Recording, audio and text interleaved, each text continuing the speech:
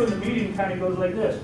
First of all, Mr. and Mrs. Client, this is what I want to know. Mark, Mr. Rebush, are you here because you have a specific concern that you want to make sure that we get addressed today, or that we address today?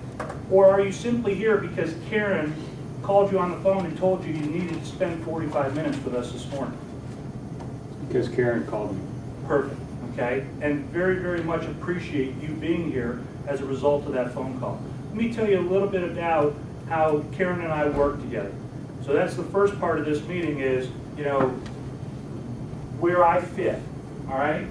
In order to best do that, it's important for you to understand how Karen is transitioning and continuing to build her business.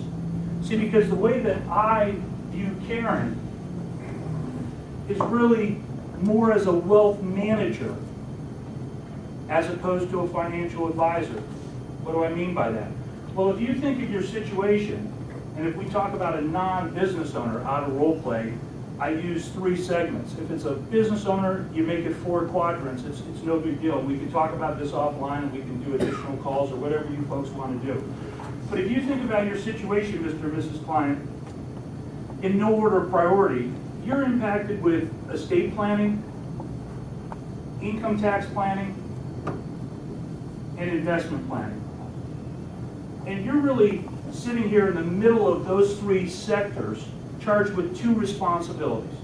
First and foremost, you have to determine what are the capabilities of the different people that I've chosen to work with. So in this arena here, you work with an attorney. In this arena here, you work with your CPA or a tax advisor. And in this arena here, a lot of people work with a broker. And again, out of role play, I use that terminology intentionally. And so what you have to do is you have to determine what are the capabilities of the people that I've chosen to engage versus their peers in the market. Because even if you're working with one of the top 10 attorneys in all of Manhattan, what other good ideas do the other 9 out of the top 10 have that you're not being exposed to? See, because the unique perspective that Karen provides is that all of her clients work with all of the top 10 attorneys in Manhattan, and she's able, in concert with her resources, to pull or culminate all of those good ideas and bring them to the table for you to begin to evaluate. The second thing is, even if you're working with the best of the best, you have to determine, is the right hand talking with the left hand?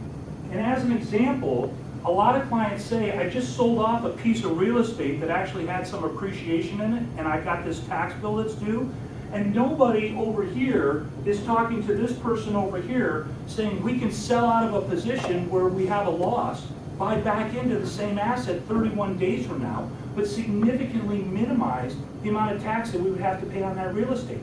So what's different about Karen's practice is she really sits here in the middle with a handful of her best clients, just like you, assisting with these 2 functions. Now, the manner in which she's done that is that she, so we'll make her wealth manager again, recognizes that her best clients have multiple needs and concerns over and above simply asset management. That would include tax management, income tax, gift tax, estate tax, generation skipping tax, capital gains, a part of income tax, risk management, not as it relates to your financial assets, but other areas of your life, and then finally, asset protection. So what Karen has done is she has built a team of resources, either full-time on her staff, full-time on UBS's staff, or full-time through a third-party organization. And we'll just put AGA here instead of my team, /Capital. Or full-time through a third-party organization.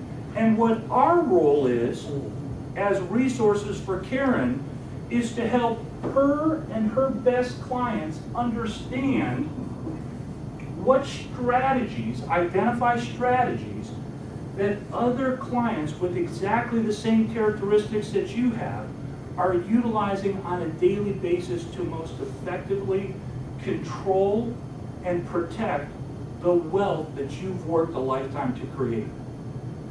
And then what my role is simply to put you and Karen in a position to evaluate those strategies, because she knows your situation better than anybody and can help you understand which solutions would be most appropriate to implement. And then once you and her determine which of those ideas should be implemented, then we can act as a resource in concert with a lot of other resources known as a wealth advisory group, which is a team of attorneys, CPAs, other credentialed professionals who can begin working with your other advisors, be it your attorney or your CPA, to make sure that the I's get dotted and the T's get crossed.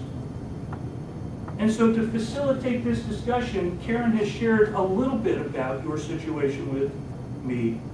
And what I'd like to do is to begin reviewing some of that and maybe filling in some of the gaps. Is there anything you'd like to ask before we get started? So, again, obviously out of role play, I don't know how similar or different that is from the stories that you're using when you're in front of clients, but I just spent 4 minutes or whatever it was at the beginning of the meeting, and I didn't say one word about life insurance, and I didn't say one word about estate planning. All I talked about was how special she was. Because that's the most important thing to me in this meeting, is that she walks out of here going, man, oh man, I'd like to be that Karen girl. And she is, right? That's her. And I don't really care what this guy does, because someone will do something. But if she feels good about this deal, we're on, because she'll do it again. And that's what all this is about. And getting the client to recognize that she's not this person, because that's the thing that I've got to overcome as well, right? They think I'm the insurance guy, client or broker, and the client thinks that she's a broker. She's not. And here's what makes her unique, and here's what makes her relationship with UBS or with Morgan Stanley unique. You can't get this service across the street. And I am just bashing indirectly and subtly the people at the other firm. They got an account at Merrill Lynch and have never had this discussion. Well, that's because they don't do that stuff over there. That's what's